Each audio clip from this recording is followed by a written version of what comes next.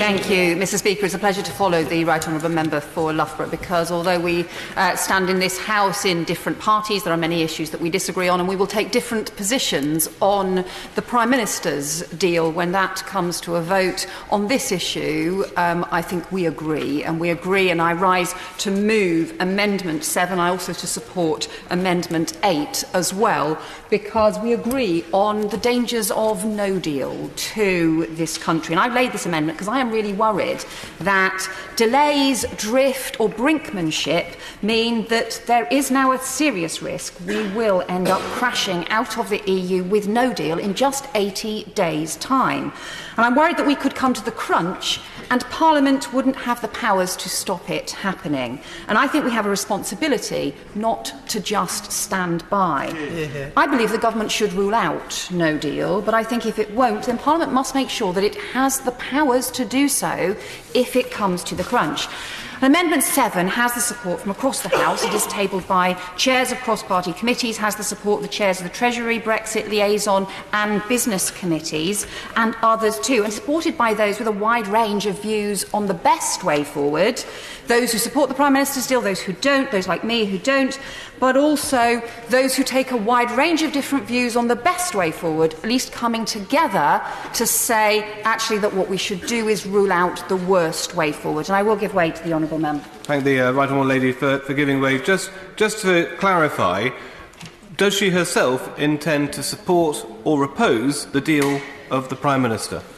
As I said, and as I also said before Christmas when I spoke in the debate, I am opposed to the Prime Minister's deal. I think it is a blindfold deal that doesn't address some of the policing and security challenges, customs union issues for manufacturing as well. But I accept we take different views on that throughout the House, that there are very different perspectives and views. But that is why the opportunity to come together and rule out no deal is, I think, such an important one. Because I want to just, I will give way in a second. Let me just set out what the amendment does, because I am conscious of time, and then I will, of course, give way to the Honourable Member. So what the amendment does is it applies to Clause 89 of the Finance Bill, which the Government says that it needs for minor amendments to tax-raising powers in the event of no deal. In practice, Clause 89 is actually drafted much more widely than that. Nevertheless, that was the point that the Government has made. And this amendment says that if the Government wants to use Clause 89 powers to implement no deal, it does first need to give Parliament a vote on no deal and to have Parliament's support for no deal. So it provides a safeguard to make it harder for the Government to go ahead with no deal without even going back to Parliament. I'll give way to the Honourable Member. I thank the Honourable Lady for giving way. I'm still not clear what it is in Section 89 that the Government could actually do that this amendment somehow deals with, that rules out no deal. Can she say how exactly this amendment rules out no deal? So this amendment provides a parliamentary safeguard. So this amendment doesn't in itself actually solve any of the many Brexit issues that we've got, but what it does is it provides an additional parliamentary safeguard that says the Government cannot use the powers in Clause 89 to implement no deal without coming back to Parliament to ask permission and support for no deal first. Now, the Honourable Member is right that there are maybe other powers that the Government may choose to use. There may be other issues that the Government may choose to pursue. But this is our opportunity within the Finance Bill to address these powers, and this is why I think it is an important one to come around. Now, there are four sets of objections that I've heard to this amendment. There's some saying that it's irresponsible, that it's somehow holding the Government to ransom on powers it needs. There's some saying that it's undesirable, maybe even unpatriotic, because they think that no deal is a good outcome we shouldn't rule out. There's some saying that it is unnecessary because their Prime Minister's deal is the best way forward, and there's some suggesting that it's unstrategic because we somehow need the threat of no deal to force a decision one way or another. And I want to take each of these objections in turn because I think each of them is wrong. First of all, this charge that somehow this is an irresponsible amendment. This amendment does not affect the normal Treasury and government operations. Those carry on as normal. It simply requires the government to get Parliament's permission if it wants to use these powers to pursue no deal. And in fact, even if there is deadlock, this amendment provides for a way forward. Because suppose Parliament votes against any deal that is put, and also votes against no deal, and the government still desperately wants to use those Clause 89 powers, in that event, it could follow the Part B of the amendment. If it still wants to use those powers, it needs to apply to extend Article 50. So in fact, this is an extremely responsible amendment. And I have to say, I believe the irresponsible thing to do would be to just stand back and hope for the best, and stand back and allow the government to drift towards no deal without any attempt to put in the safeguards in place to prevent that happening. Now, the second objection is from those who think no deal is a good option, or at least a good enough option not to rule it out. I think that is reckless. First, the damage to manufacturing industry, which many of our constituencies rely on, would be too serious. One local factory has said to me that the cost of its imports will double in price if we go to WTO tariffs. Another has told me that its European parent company will be under pressure to switch production to continental factories in order to avoid delays.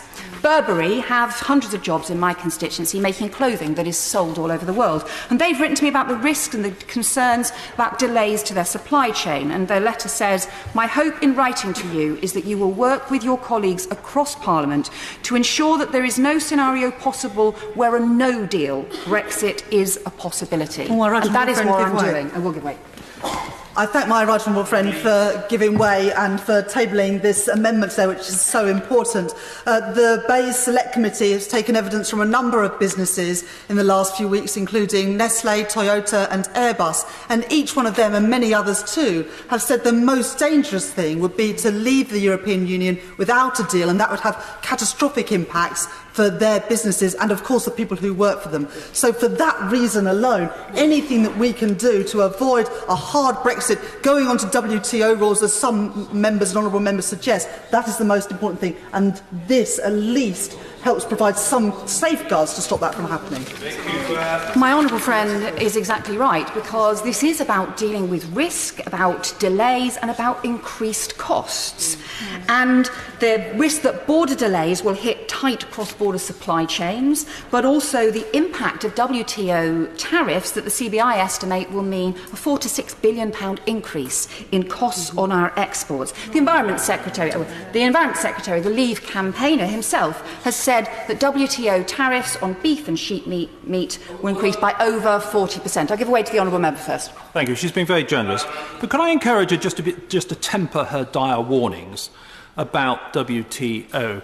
There were many forecasts and predictions from business organisations, Bank of England, IMF, about the disastrous consequences if we voted to leave the EU in 2016. Predictions of 500,000 extra unemployed by Christmas 2016. They didn't materialise because investment is about comparative advantage, such as low taxes, more flexible labour market practices. That's what determines investment at the end of the day.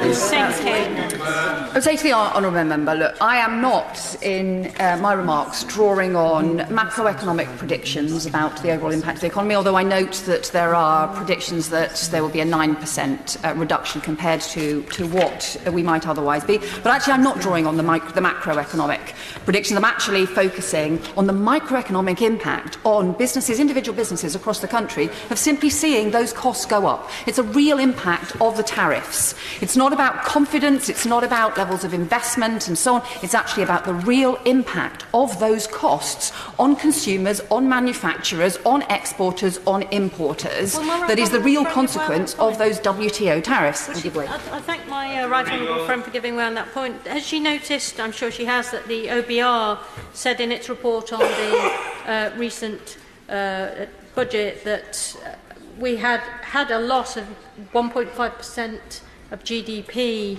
since the referendum happened, and that the uncertainty was likely to make that worse, at least in the medium term. And so we have a duty in this Parliament to make sure that we mitigate that as much as possible, which is why I, for one, will be supporting her amendment. My honourable friend is right. We have a responsibility not to make life harder for our manufacturers who face huge pressure and huge international competition. We have a responsibility not to make life harder for our consumers who could see significant increases in prices. The British Food Importers and Distributors Association warns that WTO rules could mean food prices up by over 20%. I give way to the honourable member. I'm grateful to the right honourable lady. Her honourable friend has just cited Nestlé as one of the people. Nestlé is a Swiss company, and she will be aware that Britain and Switzerland are able to make arrangements for the future, have been able to negotiate an agreement on the 14th of December 2018 to be able to continue even if there is no agreement between the UK and the EU. And once we are through the place where this House has rejected the withdrawal agreement, that's exactly the place the European Union and the United Kingdom is going to be, where we need to make the best of the situation we find ourselves in, and precisely why both sides will want to under Article 24 of the General Agreement on Tariffs and Trade, since that we are going to move towards a free trade agreement, to ensure that we don't put tariffs in place at all after the 29th of March. That's where we should be, and those are the realities that are going to descend once we are through the Project Fear phase. Okay, I would just say to the honourable member that the same sort of cheery optimism that he and others have said about how somehow once we're through this phase and if we're on WTO terms, then somehow everybody's suddenly going to come magically to an agreement is exactly the same cheery optimism they said about how we were going to end up with a deal by now. And we haven't. Because actually it's a lot tougher than honourable members suggest. And so the reality is, if we're going to have this big hike in prices in April, if we have no deal, that is what has consequences for our manufacturers and for our businesses and for our consumers right across the country. I am very conscious of time, so I will give very briefly to the honourable member on the back benches and then to the honourable member for Wokingham after that. Thank you, the honourable lady for giving way, and I shall be supporting her amendment. Could she help us with this? She talks about the manufacturing sector, and I believe that she has a number of manufacturing jobs in her constituency. Has she heard of any argument that falling back on WTO rules would ensure those critical just-in-time supply chains are able to continue? And would she agree with me that this is very important to those many millions of people across our country who rely on those just-in-time supply chains? And if we fall on WTO rules, they'll be losing their jobs, not honourable members. I agree with the honourable member completely, because this is just listening to employers in my constituency who have told me that they have bought up all of the storage capacity they can find in order to stockpile, but they can't stockpile more than 10 days' worth of some of their products, and they are really concerned about the impact of those delays on just-in-time technologies. I'll give way to the honourable member. We're grateful to the right honourable lady. Would she agree with me, wanting to promote stronger and better industry once we've left, that the government should set zero tariffs on all imported components, which is something we'd be free to do, which would make them cheaper from non-EU and preserve zero free for EU? I have to say, it's not clear to me how that strengthens our negotiating position with countries all over the world who might then keep their tariffs extremely high on our goods. And the whole point about if you crash out onto WTO terms, that undermines our negotiating power. Whether you think that is about negotiating with the EU or negotiating with other countries, we are weakening our position abroad. We've also got the impact on the NHS of spending £10 million on fridges. They'll have to put more money into it, money that they could put into patient care. The police have warned we will be less safe. They and the border force would immediately lose access to crucial information that they check 500 million times a year to find wanted criminals, dangerous weapons, sex offenders and terror suspects. We won't be able to use the European arrest warrants to catch wanted criminals who fled here having committed serious crimes abroad, and we use those warrants 1,000 times a year to send people back to face justice in the countries where those crimes have been committed. If those 1,000 suspects commit more crimes here, MPs will need to explain to those victims why we took away the power from the police to arrest and extradite them by tumbling into no deal. Order. I'm listening to the right honourable lady, as always, with great interest and enormous respect. May I just very gently point out that we need to hear from other members with amendments in the group and from the Minister. I'm not certain how many more members we need to hear, but my guesstimate is at least 4, and we have 31.5 minutes. Yvette Cooper. Thank you, Mr. Speaker, and I apologise now to anybody else who wants to intervene that I won't take any further interventions and will now try to conclude my remarks. So some of those who say they support no deal have said that it is unpatriotic to rule this out. And I understand there are strong emotions, but I hope we can be more respectful of each other than that, because I believe it is patriotic to stand up for manufacturing, to stand up for families who may be on the breadline and face increases in food prices, and patriotic to stand up for our NHS and for British citizens abroad who could lose their rights. The other objection that people have said is that it is unnecessary because the Prime Minister's deal is the one they want as the way forward. I just disagree, but I think the reality is not my view but the view in the House. There is not at this stage support for the Prime Minister's deal, and I do not think there would be. We have to be able to respond to what happens next. And I finally heard some say they want the imminent threat of no deal to persuade people to back the Prime Minister's deal, if not now but then later on. But brinkmanship in Parliament is not the way to resolve this and get the best deal for the country. And this is too serious for us to play a massive Brexit game of chicken. The country cannot afford to wait to see who blinks first.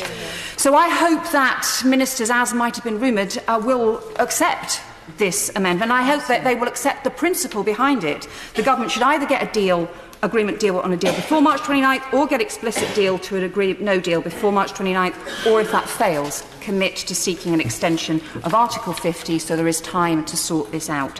This amendment doesn't solve the Brexit challenges that we have ahead and the many intense debates that we will no doubt have about the best way forward, but it gives us an opportunity to rule out the worst way forward and to do so in a way that is calm, measured and sensible, and that's why I hope that Amendment 7 will have support from across this House. An extremely brief speech, I feel sure. Sir Oliver Letwin. Thank you, Mr. Speaker. I rise to support Amendment 7, which I'm a signatory to. My right honourable friend sitting next to me and I have calculated that we've been in the House collectively for 56 years, and we've only ever, either of us, voted once against the Conservative whip. This will be the second time on which I think we will both be voting against the Conservative whip, and I want to explain why. First of all, I just want to say one thing about what this amendment is not. The Right Honourable Lady, and indeed my Right Honourable friend, gave eloquent exposition. What they didn't mention is that, in contrast to some things that have been suggested, it has no impact whatsoever on the government's ability to prepare for Brexit. It's about what the government does after Brexit.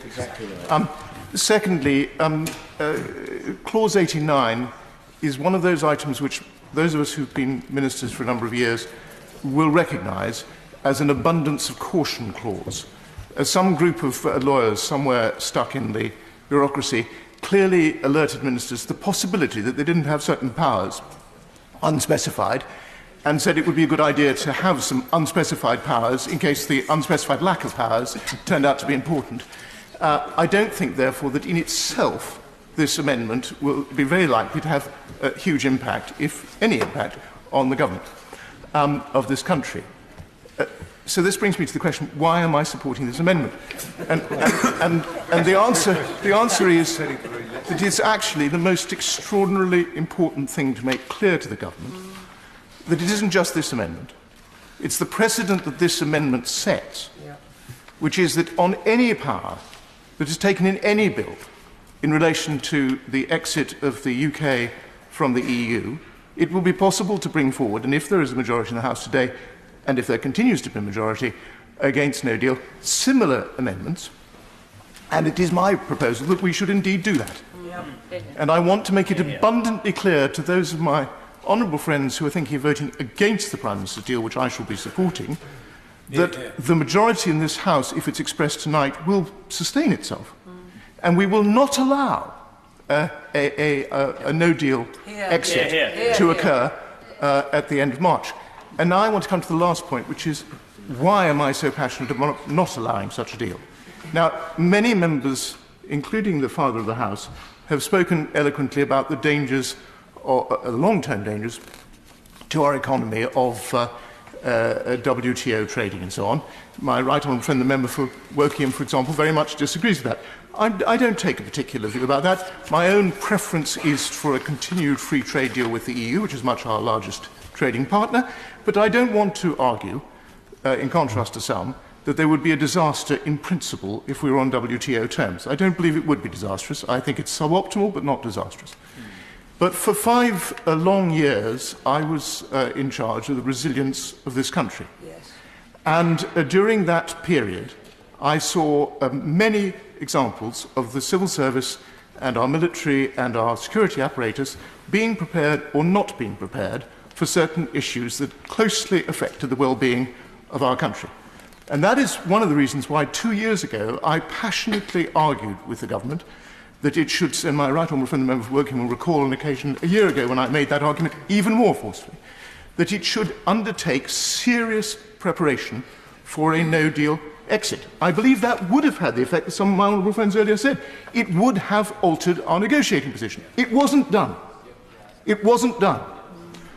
I have been in awesome detail through the papers produced. I have listened to the briefing for Privy Councillors. I have consulted senior officials across Whitehall. I know what the RAG ratings of green and yellow and red mean. Nothing.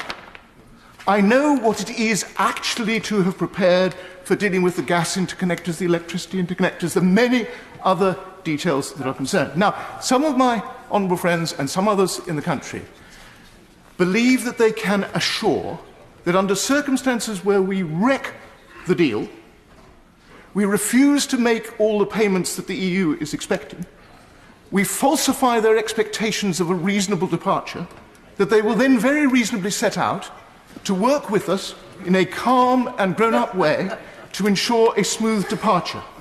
It may be so. I'm in no position to deny that it will be so. I don't make lurid projections.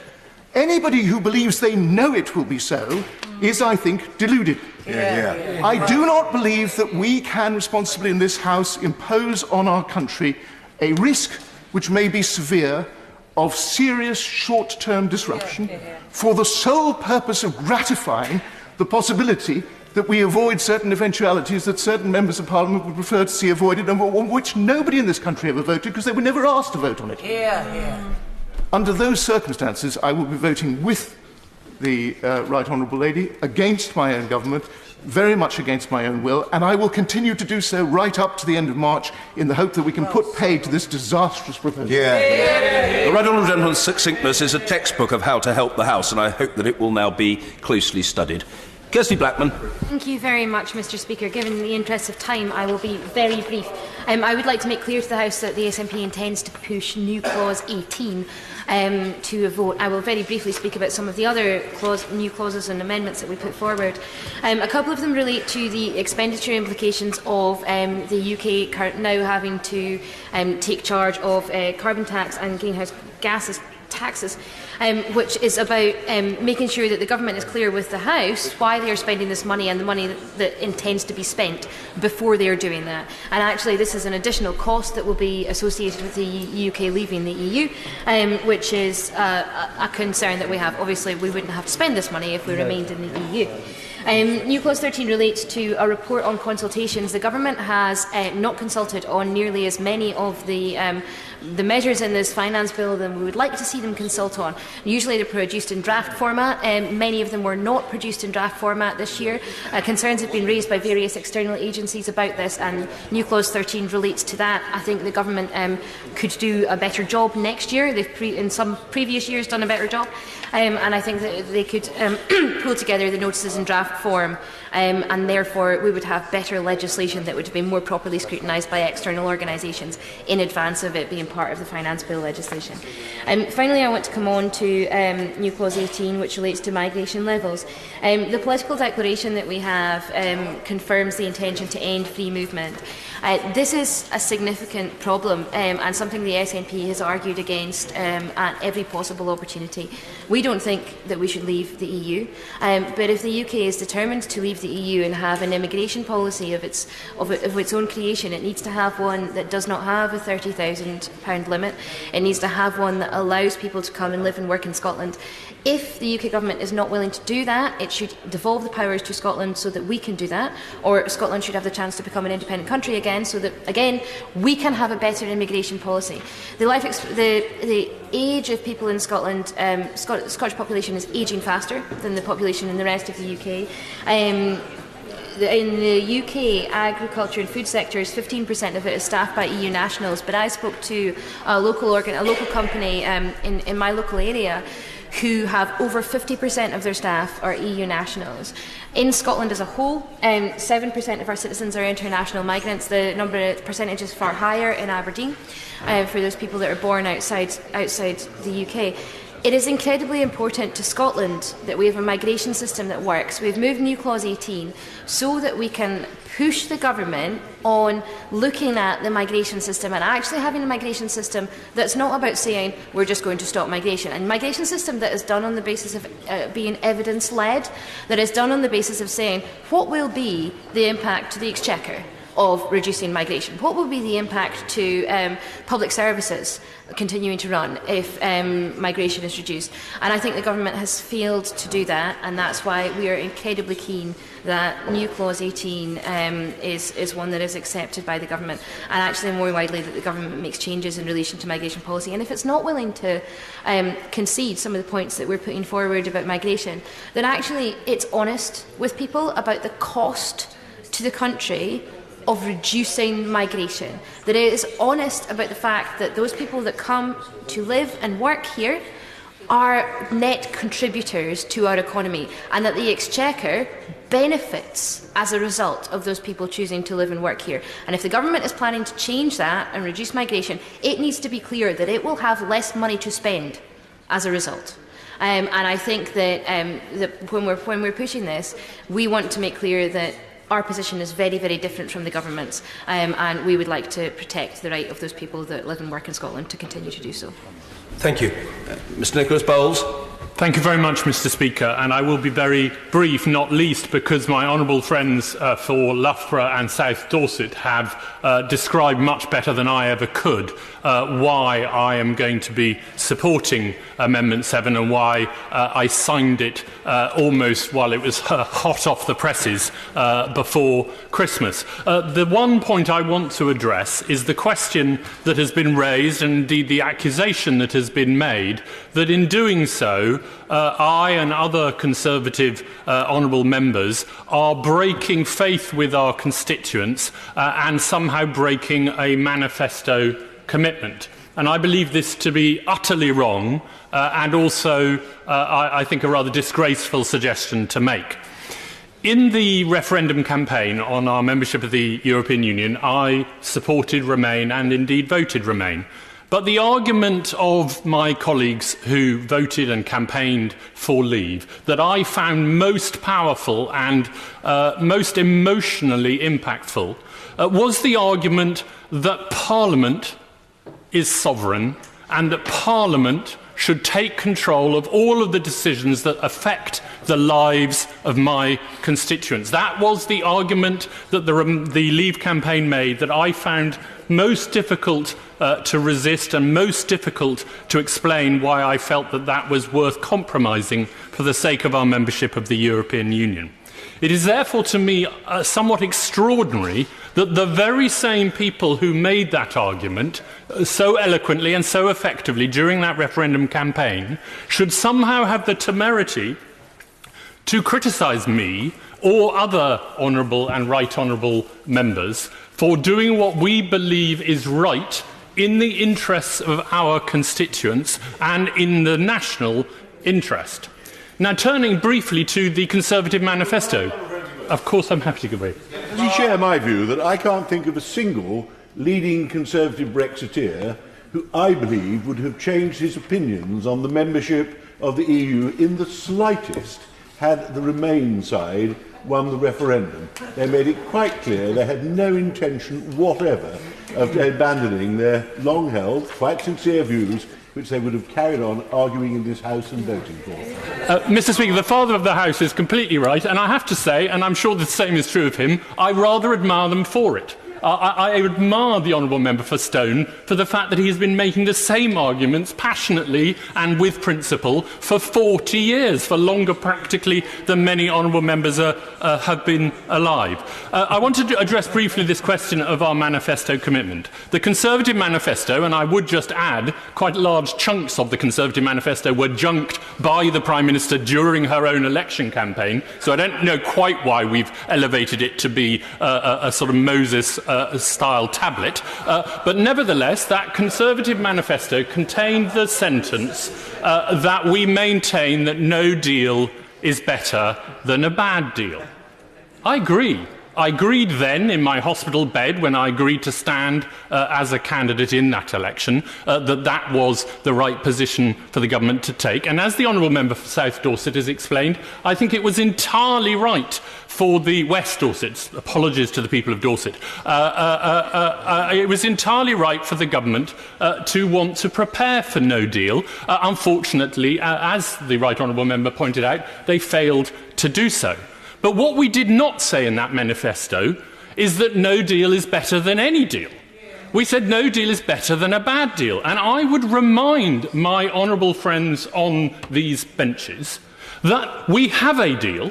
It is a deal that the 27 nations of the European Union have agreed, that the Prime Minister, who recently won a confidence motion in our party, and her cabinet have endorsed and advocate, and which at last count about 200 honourable members on these benches, including myself, intend to support when the vote is finally put. It is simply not possible to suggest to me that by saying I will not countenance no deal, that I am breaking that manifesto commitment.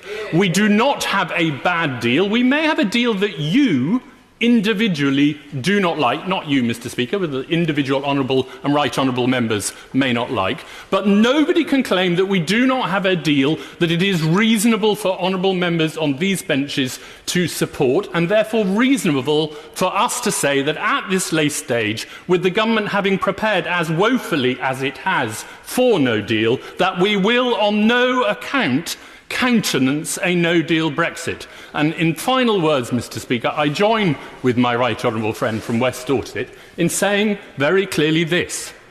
I will vote on any motion, on any amendment, on any piece of legislation proposed by whomsoever in this House to ensure that we leave the European Union on the 29th of March with a deal or not at all. Order. Just before I call the next member, we must hear from the Minister, and really the opposition front bench should have the chance very briefly to comment on its own lead amendment or new clause before we come to the vote. Chris Leslie. I shall be brief, Mr. Speaker. I want to move Amendment 8 that stands in my name and those of very many honourable members from all sides of the House. In many ways, an amendment that complements that of my right honourable friend from Normanton, but basically looking, in my case, to institute a commencement motion on the powers that the Treasury are seeking. The clause may have been wrapped up as a fairly minor, inconsequential thing, but essentially the government are asking for pretty whopping permission to start legislating for no-deal arrangements.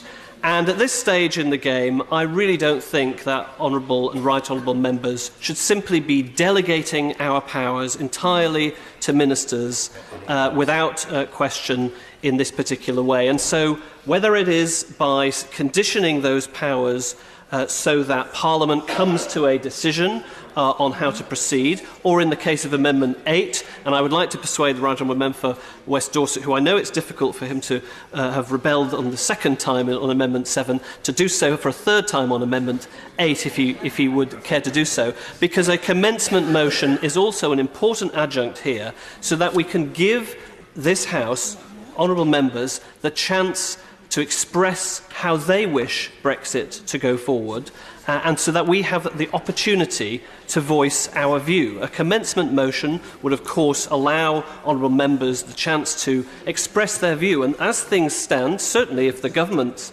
proposal on Brexit is next week declined, is negatived, then there could be 21 days, maybe another 7 days before anything is votable on in this place. So my own view is that before we start delegating powers to ministers on these issues, or indeed other issues, we need to start saying enough is enough. Honourable members need the chance to help guide the way forward. We do have many different views on these particular issues. I know the member for Grantham has his particular preference. I have my own. But I think we need to provide ourselves the time and the space to do that. And Amendment 8 simply provides that commencement motion. And I hope that when the Minister stands up, he will recognise there is a strong cross-party opinion that we need now to give voice to Parliament, that we cannot just drift into a no-deal situation, that Parliament does want to take back control, and he should concede and accept these amendments now. Minister? Well, thank you, Mr. Speaker, and I'm grateful to all honourable and right honourable members this evening for the debate that we've had. Delivering the deal negotiated with the EU remains the government's central priority. It is neither our preference nor our expectation that we will leave the EU without a deal. However, as a responsible government, we must prepare for all scenarios. In the budget, we furthered that commitment by confirming an additional £500 million of funding in 1920, taking the total government investment in preparing for EU exit to over £4 billion. At budget, to help ensure the government, ensure that the tax system can continue to function in any EU exit outcome, we announced a series of modest, sensible provisions. This included a power to make necessary minor technical amendments to UK tax legislation. It also allowed, as we've heard, for the government to introduce a carbon emissions tax to replace the EU emissions trading system, ETS, in the event of no deal. In including these measures in the finance bill, our foremost motivation was to provide certainty to taxpayers, the kind of certainty one would expect from any responsible government. Let me turn to the amendments number 7 in the name of my right honourable friend, the lady right honourable member for Normanton and Pontefract. Prior to the Committee of the Whole House, which considered Clause 89, I placed a list of changes envisioned by this clause in the House of Commons library. Those right honourable members who have taken the trouble to review that list will see that they are indeed minor technical changes. Out of minor and technical changes, these are the most minor and technical changes. And since then, we have received no indication from any member in this House to the contrary. Clause 89 is simply prudent preparation to provide our taxpayers with the certainty they deserve. As I made clear, the government doesn't want or expect a no-deal scenario. That's why we've negotiated the withdrawal agreement that will see us leave the EU in a smooth and orderly way on the 29th of March and sets the framework of our future relationship. As we heard from my right from West Dorset and from Grantham and Stamford, the best way of avoiding a no-deal scenario, if that is of grave concern to members of this House, is to support the withdrawal agreement next week. Unless Parliament agrees a deal, the UK will leave the European Union on the 29th of March with no deal, as this was the agreement which we all knew when we voted to trigger Article 50. This is now the law, and this amendment before us tonight does not change that simple truth. Could the Minister just clarify his last sentence? Is he saying that if the deal is voted down next week, that it will become government's stated objective to deliver no deal? Minister. No, the point that I've just made is that the law of the land is that the UK will leave the European Union on the 29th of March, and nothing contained in this amendment will change that. The only difference this amendment will make, as I'll come on to say, is that the UK will be somewhat less prepared for that eventuality. The purpose of Clause 89 is to provide taxpayers and HMRC I will give way. Sorry, right on. I'm very grateful to my honourable friend who's doing a valiant job, which I don't envy. I just want to ask him this. Does he accept that although it is the law at present, as he says, that we leave on March the 29th, this House of Commons has the ability to change with the House of Lords and Her Majesty that provision?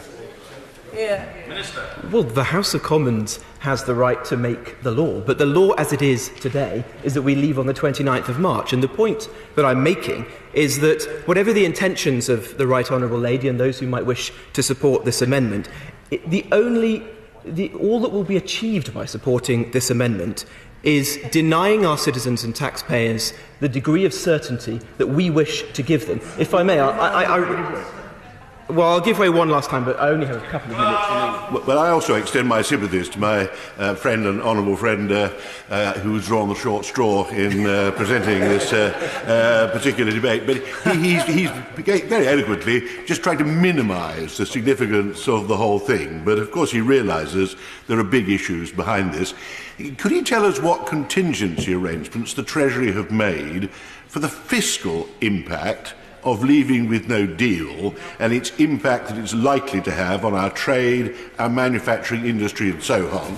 He must concede that the figures we've published for future deficits and debts and so on will be made utterly meaningless if we leave with no deal, and a fiscal crisis will occur. Is the Chancellor, does he know, actually planning the emergency budget that he'll probably require?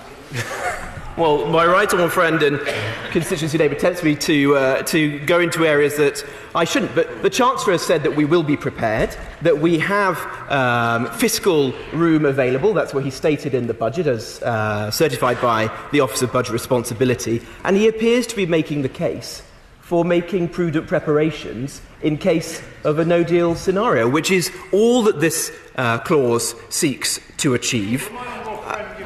I'll give way one last time, but I apologise to the right honourable lady. I only have to my honourable friend, isn't it the case, with all due respect to his department, that they published a series of figures about the economic disaster that was allegedly going to occur if we voted to leave the European Union? None of that's happened, and that what we have here is an attempt to blackmail the government into not going ahead with a decision that was taken after a majority of the population voted to leave the European Union.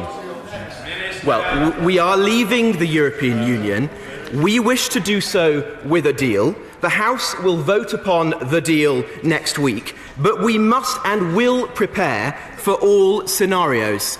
I will give way one last time because, of course, it's her amendment. The right to him. Will he confirm that he'll still be able to use Clause 89 powers if he either gives the House a chance to vote on no deal or, alternatively, takes the opportunity to apply for an extension of Article 50 instead? Yeah, exactly. Well, Clause 89 would give the government the ability to provide certainty to taxpayers now, and that's what we want to ensure.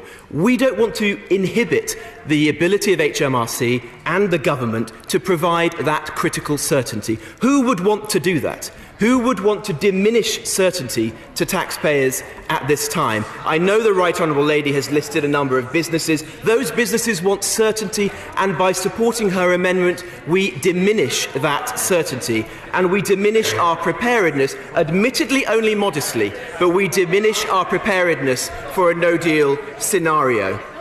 We will not be deterred, Mr. Speaker, from making sensible preparations. The public expect us to do so, and using the finance bill in this manner to prevent or frustrate preparation for any eventuality is unwise and irresponsible. I therefore urge the House to reject all the amendments and new clauses tabled against clauses 89 and 90 tonight, to give our constituents and taxpayers across the country the degree of certainty that they deserve. If the right honourable gentleman, the member for Twickenham, felt able and willing to express his views in a minute, I'd be delighted to hear him. I hope he won't be offended, but otherwise I'm going to call the opposition front bench. Sir Vincent Cable. I thank the Speaker for his indulgence. I just wanted to say a few words in support of Amendments 7 and 8. They are Brexit neutral in the sense that they require the House to approve any change, but of course they relate primarily to the New Deal. The fiscal issues, as the member for West Dorset has explained, are arcane and rather gentle. I had a more brutal amendment which has not been called. But I just want, in the 30 seconds left, to relate to an incident this morning when I went to the port of Portsmouth, the ferry port.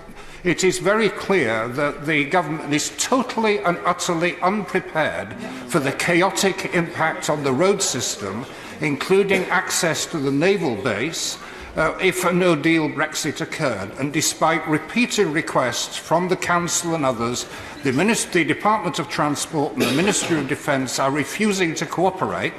And the police are now saying that the M3 motorway will have to be closed from Winchester to Basingstoke in order to provide a lorry park. Repeated efforts to get ministers to respond have not been heeded. A meeting was held for 19 regional MPs last week, only one attended, so I'm taking on the job of representing the no-deal Brexit. It's a task I undertake with all the enthusiasm of an arsonist trying to put out a bushfire, but I will do it. Jonathan Reynolds. Thank you, Mr. Speaker. This has been a significant debate and an important one. In fact, I think it is clear that the House desires a longer and wider debate on this, a point that was well made by the Chair of the Treasury Select Committee, because it is clear there are some people for whom no deal is their preferred outcome. They're the same people who told us that doing a deal would be the easiest thing in history. They were wrong then, and Mr. Speaker, they are wrong now. I feel the case against the unilateral use of these no-deal powers has been comprehensively made, and I urge all members to vote for our amendments, because that is what will be best for jobs, best for prosperity and best for the national interest. Order. Under the order of the House of earlier today, I must now put the questions necessary to bring proceedings on this group to a conclusion. The question is that new clause 3 be read a second time. As many as have that opinion say aye. Aye. Of the contrary, no. No. Division, clear the lobby. Order. Order.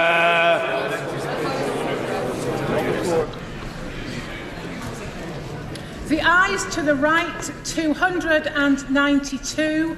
The noes to the left, 314.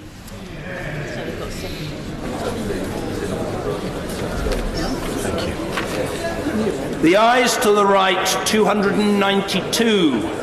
The noes to the left, 314. So the noes have it, the noes have it. Unlock. Order. Amendment 7, Yvette Cooper to move formally. The question is that the amendment be made. As many as are of that opinion say aye. Aye. Of the contrary, no. Division, clear the lobby. Order. We are dealing now with Amendment 7. The question is that the amendment be made. As many as are of that opinion say aye. Aye. Of the contrary, no. Tellers for the ayes, Thangham Debonair and Colleen Fletcher. Tellers for the noes, Wendy Morton and Ian Stewart. I can't.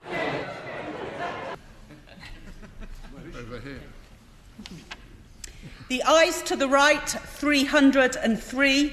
The noes to the left, 296.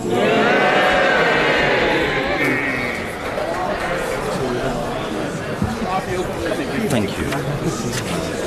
The ayes to the right, 303. The noes to the left, 296. So the ayes have it. The ayes have it. Unlock. Thank you. Order. We come now to Amendment 8. Does the honourable gentleman for Nottingham East wish to move formally? Or? Thank you. The question is that the amendment, that is to say Amendment 8, be made. As many as are that opinion say aye. Aye. Of the contrary, no. Aye. Division, clear the lobby.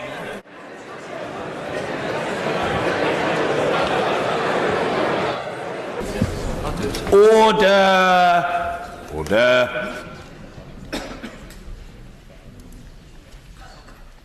The ayes to the right were 292. The noes to the left were 303.